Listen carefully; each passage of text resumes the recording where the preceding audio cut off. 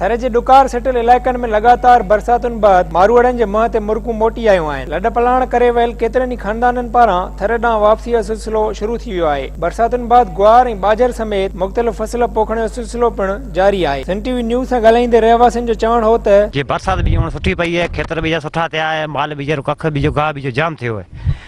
हाँ पानी भी जाम थे गयो है, माल भी माना खुश है, असीं भी खुश हैं। माल बीजो टीजो थर में फसल बसल जाम सुठा होगा, खेतर खेड़िया पानी बरसात जाम है माल अकले जाऊं था थर में ये चार ॾिनी तो 4 साल नदुन वड़े या बचो बने मने सुठे थे आन कखपन जाम थियो है। असीं आप जाऊं पे आ नाड़ेरा जाऊं पे थड़ीना माल अकले असांखे ॾाढो मज़ो आयो ऐं जेका फसल वग़ैरह उहो सुठो तमामु थियो आहे। ज्वार आहे, बाजर वग़ैरह भली थिया ऐं मथे चढ़ियासीं दड़नि ते, ॾाढो मज़ो आयो, इंजॉय कयोसीं। रही रहिया आहियूं असांजा थर जा माण्हू हिते ख़ुशि थिया आहिनि त असीं बि ख़ुशि आहियूं।